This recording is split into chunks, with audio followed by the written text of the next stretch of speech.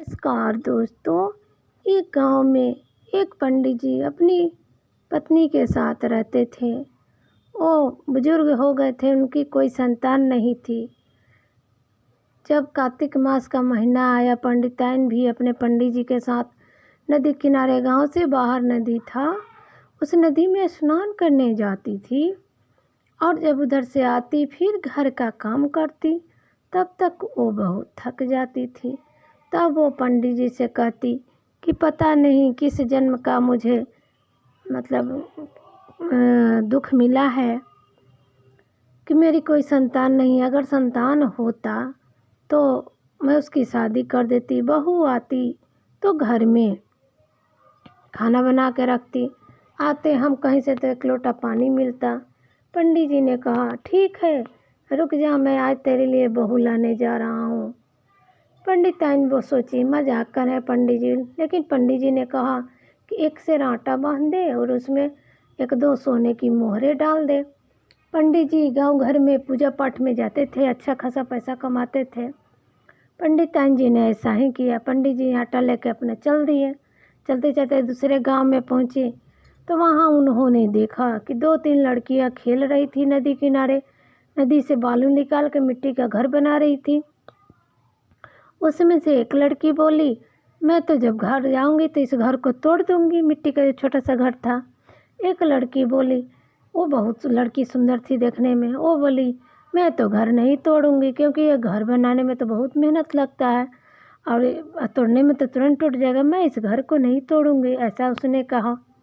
कुछ देर के बाद वो लोग खेल के घर जाने लगे तो पंडित जी, जो लड़की बोली थी कि मैं घर नहीं तोड़ूंगी, पंडित जी ने सोचा ये तो छोटा सा भी मिट्टी का घर नहीं तोड़ रही है, यही मेरी बहू बनने लायक है, इसी को मैं अपनी बहू बनाऊंगा।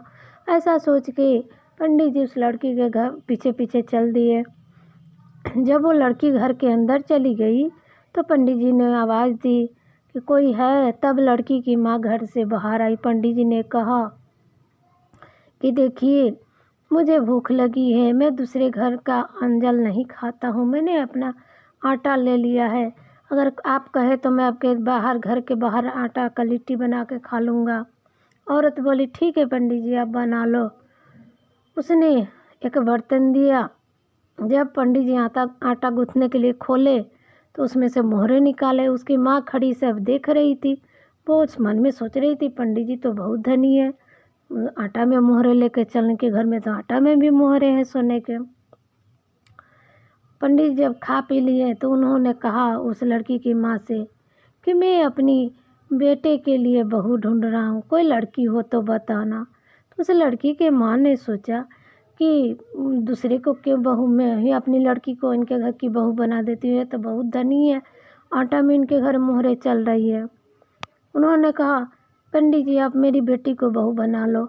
तो पंडित जी ने कहा कि देखिए, मेरा लड़का तो गया है विदेश पढ़ने, अगर आप कहे तो जो लोटा होता है कलसा में, उस पर शादी करके इसको अपने साथ ले जाऊंगा।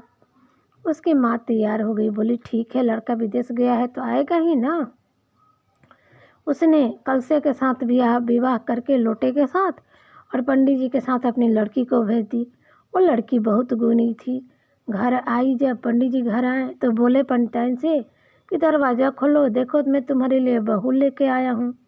पंडिताइन को बहुत आश्चर्य हुआ। जब दरवाज़ा खोली तो सही में एक लड़की, सुंदर सी लड़की खड़ी थी। पंडित जी बोले ये तुम्हारी बहू है, घर के अंदर ले जाओ। अब वो लड़की बहुत गुणी थी, हर तरह से अपने सास ससुर की सेवा करती। पंडिताइन जी बोली थी देखो बेटा, चूल्हे का आग कभी मत बुझने देना, नहीं तो दूसरे घर अगल बगल जाना पड़ेगा लाने के लिए, आग बुझ जाएगा तो। इसलिए वो लड़की हरदम चूल्हे में थोड़ा बहुत आग जला के रखती थी।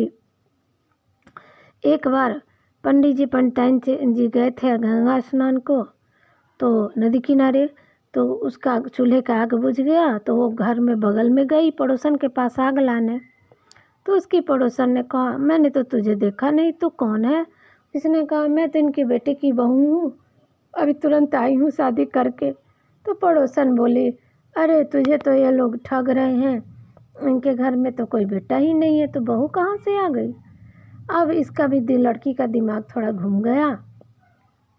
जब उसके सास ससुर आए तो उसने मतलब ढंग से बात नहीं किया, उन लोगों को खाने पीने के लिए नहीं दिया। अब सास को लगा इसको क्या हो गया, ये क्यों ऐसे कर रही है।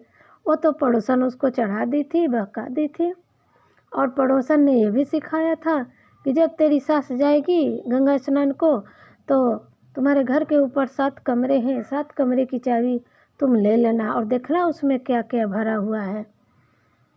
तो उसकी बहू ने ऐसा ही किया। दूसरे दिन जब उसकी सास जाने लगी गंगा स्नान को तो उसने कहा कि मुझे ऊपर के घर के रूम की चाबी चाहिए 7 कमरों की। तब पंडिताइन बोली मैं आके खुद तुझे दिखा दूंगी कमरों में क्या रखा है। वो नहीं मानी। पंडित जी ने बोला अभी कल दोगी, यही मालकिन बनेगी घर का, आज ही दे दो, कोई बात नहीं। पंडिताइन ने अपनी बहू को चाबी दे के चली गई। बहू ऊपर गई तो देख रही है एक वो मतलब 7 कोठरी था, 7 रूम छोटा छोटा। वो एक दरवाज़ा खोला तो उसमें खूब अन्न धन भरा था। फिर दूसरा दरवाज़ा खोला तो उसमें मतलब कि पूरा खाने पीने का सामान था। एक दरवाज़ा खोली, कपड़ा लत्ता था। ऐसे ही ऐसे करके जब लास्ट दरवाज़ा खोली तो उसमें देख रही है कि गंगा जी बह रही है और ब्रह्मा विष्णु समेत जितने सभी देवी देवता उसमें बैठे हैं, और एक बालक एक लड़का सब देवी देवता के आगे बैठ के और माला लेके जाप कर रहा है। खूब सुंदर लड़का जाप कर रहा है। तब उसने पूछा लड़के से कि आप कौन हो। तो लड़के ने कहा मैं तुम्हारा पति हूँ। तो वो लड़की बोली कि फिर आप बंद कमरे में क्यों रहते हैं, चलिए बाहर। लड़का बोला जब मेरे माता पिता आए तब मुझे यहाँ से निकालना, अभी दरवाज़ा बंद कर दो। लड़की ने वैसा ही किया, दरवाज़ा बंद कर दिया। जब उसके सास ससुर आए तो वो तो बहुत खुश थी, देखी कि पूरा अन्न धन सब कुछ घर में भरा हुआ है। वो समझी कि मेरी पड़ोसन मुझे बहका रही थी। जब उसकी सास आई तो खूब आदर संस्कार से खूब सास का पैर धोई, खूब एकदम सास ससुर को मान सम्मान की, खाने पीने के लिए दी, और बोली अपनी सास ससुर से कि आप लोग इतना दूर गंगा स्नान को क्यों जाते हैं, घर ही में गंगा स्नान कर लीजिए। तब उसके सास पंडिताइन जी बोले गंगा स्नान को तो कार्तिक मास में बाहर ही जाते हैं, घर पे नहीं करते हैं। तो उसने कहा गंगा स्नान, गंगा जी तो आपके घर में ही बह रही है, तो आप क्यों जाते हैं बाहर।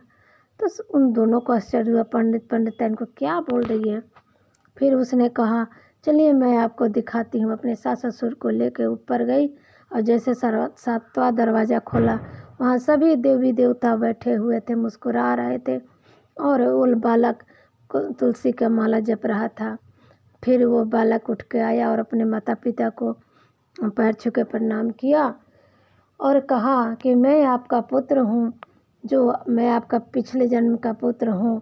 आपके इस जन्म में मैं आपके भाग्य में नहीं था, लेकिन आप लोग के पूजा पाठ से, गंगा स्नान से, कार्तिक मास के आपके पुण्य से मैं आपको दोबारा मिल गया हूँ।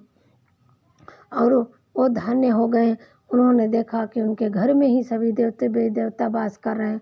उन्होंने 7वां दरवाज़ा बंद कर दिया और वो दूसरे दरवाजे को कभी नहीं खोले। वो जान गए थे कि यहाँ देवी देवता रहते हैं। और वो लड़का उनके घरे आ गया और सुखी पूर्वक से वो लोग रहने लगे।